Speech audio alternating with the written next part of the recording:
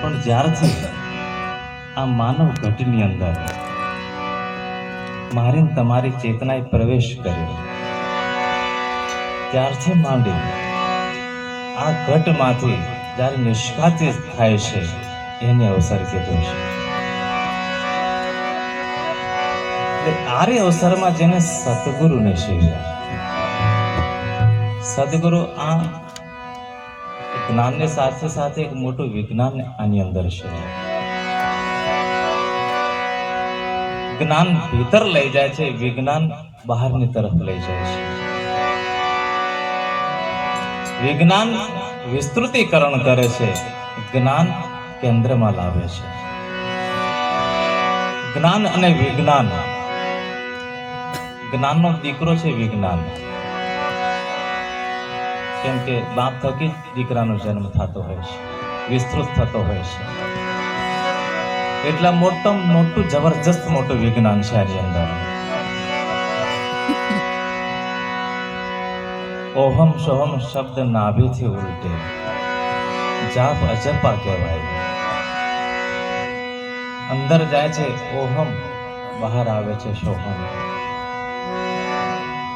એક જ શ્વાસ અંદર જાય છે અને બીજો ઉલટીને બહાર આવે છે, એ જ ફરી જાય છે, જેને ઓહમ સોહમ કહેવાય છે.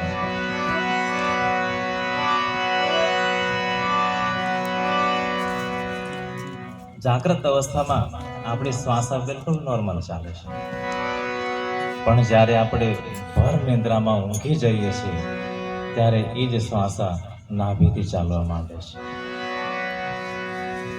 જાગ્રત અવસ્થામાં નાકથી ચાલે છે, આપણને ખબર પડે છે. જ્યારે અઘોર નિંદ્રાની અંદર આપણને ખબર નથી પડતી ત્યારે શ્વાસ નાભીથી ચાલે છે. જેને આપણે કહે છે ને માણસ બહુ ઘોરે છે, શ્વાસ નાભીથી ચાલુ થતો હોય છે.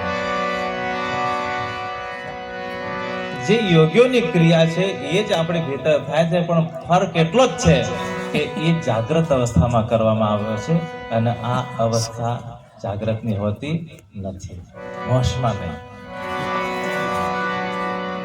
આપણે મરવાની માટે બહુ ડરીએ છીએ, બરાબર છે. ઊંઘ શું છે? મૃત્યુને એડવર્ટાઇઝ થઈ જાય. આપણે ઊંઘવા પડે તો આપણને ડર લાગે છે કે હવે મારું શું થશે ને હું કઈ જવાનો છું, કઈ પડ્યો છું, કઈ ખ્યાલ રહેશે આપણને? બિલકુલ નથી રહેતો ને.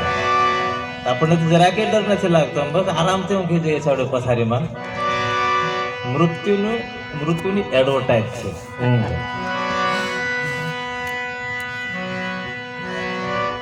આપણે સુરતા ક્યાં જાય છે એ સમયે? દેહથી પરે થઈ જાય છે, આપણને કાંઈ જ ખબર નથી પડતી. તો ઘરમાં સૂતો છું, પથારીમાં છું, ગાદલામાં છું, બેઠો છું, ક્યાં છું, ખાધું છું, ભૂખ્યો છું, કશો જ કાંઈ ખબર રહેતી નથી. જેમ કે મળતું કેવી રીતના પડ્યું હોય એ જ રીતે. જાગ્રત સ્વપ્ન સુખોપતિ તુર્યા એ તો ઓનમોની ઓળખાય. ફરક એટલો જ, એ સમય અંદર આપણને હોશ રહેતો નથી. આ જ પ્રક્રિયા યોગીઓ કરે છે, બીજી કોઈ જ પ્રક્રિયા નથી, પણ એ હોશપૂર્વક કરતા હોય છે એટલે એમને ખ્યાલ રહે છે. અઘોર નિંદ્રાની અંદર પણ એમને ખ્યાલ રહે છે, સમાધિમાં જાય છે છતાં પણ એમને પોતાને ખ્યાલ રહે છે. ત્યારે આપણને એનો ખ્યાલ રહેતો નથી. બસ આટલું જ અંતર છે. એના માટે અભ્યાસ. અનહદ વાજા વાગે ગગનમાં.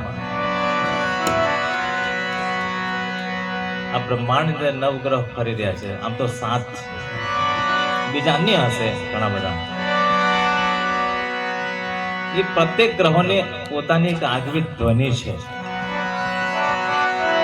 પોતાની આગવી ધ્વનિ છે.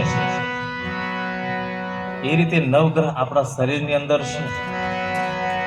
એ નવગ્રહ ધ્વનિ કરી રહ્યા છે, ઉત્પન્ન કરી રહ્યા છે આપણા શરીરમાં.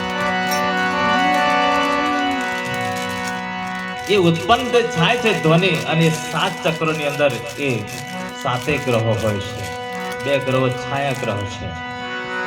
અને સાતે ચક્રો મારે સાતે ગ્રહો એક ધ્વનિ ઉત્પન્ન કરે છે અને એની ઇફેક્ટ ક્યાં આવે છે? બ્રહ્મરંધ્રમાં. એ ત્યાં ખબર પડે, ત્યાં સંભળાય છે. દાખલા તરીકે ઢોલ ક્યાં વાગતો ને આપણે બેઠા બેઠા સાંભળીએ, વાંસળી ક્યાં વાગતી ને આપણે બેઠા બેઠા સાંભળીએ, ડીજે ક્યાં વાગતો ને આપણે બેઠા બેઠા સાંભળીએ. એવી રીતે આ સાતે ચક્રોની અંદર જ્યારે ધ્વનિ ઉત્પન્ન થાય છે ત્યારે એની ઇફેક્ટ બ્રહ્મરંધ્રમાં થાય છે અને યોગ્ય એ નાદને સાંભળે છે, એ નાદની અંદર મશગુલ રહે છે. એટલે અનહદ વાજા વાગે ગગનમાં, એ તો ઉન્મુની ઓળખાય. આરે અવસરમાં જેને સદગુરુને સેવ્યા, સદગુરુને સેવ્યા એટલે સદગુરુ આપણને જે શબ્દ દીધો હોય એનું સેવન. સાચો સદગુરુ તો શબ્દ છે.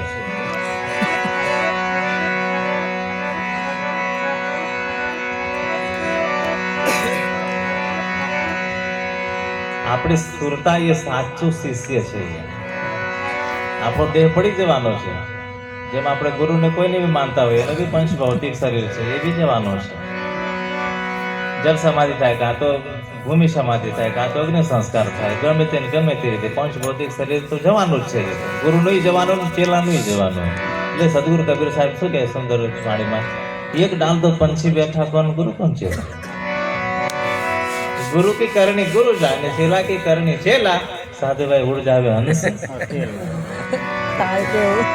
બેનો હંસ તો એક જ છે, એમાં કોઈ અંતર નથી.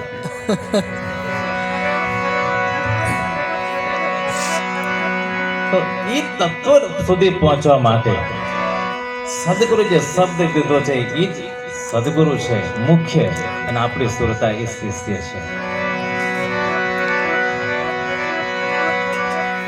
શબ્દ ગુરુ સુરતી ચેલા, સત તત્વ લે રમે કેલા. જાગ્રત સ્વપ્ન સુખોપતિ ને તુરિયા, ઉન્મુનિએ ઓળખાય રે સોહાગીલાલ. આરે અવસરમાં જેને સદગુરુને સેવ્યા, શબ્દને જે સેવે છે, ફળ એમાંથી ઉત્પન્ન થાય છે, ફળ એમાંથી મળતું હોય છે. એવું નથી કે જીવતા જાગતા સદગુરુ હોય ત્યારે સેવા કરીને ગયા પછી જય સીતારામ. એના શબ્દને પકડવો, એ મૂળ રૂપ છે સદગુરુનું. એનો દેહ જાય છે આપણી વચ્ચેથી, પણ એ શબ્દ રૂપે આપણી વચ્ચેથી જતા નથી. એ મૂળ રૂપ છે સદગુરુનું શબ્દ.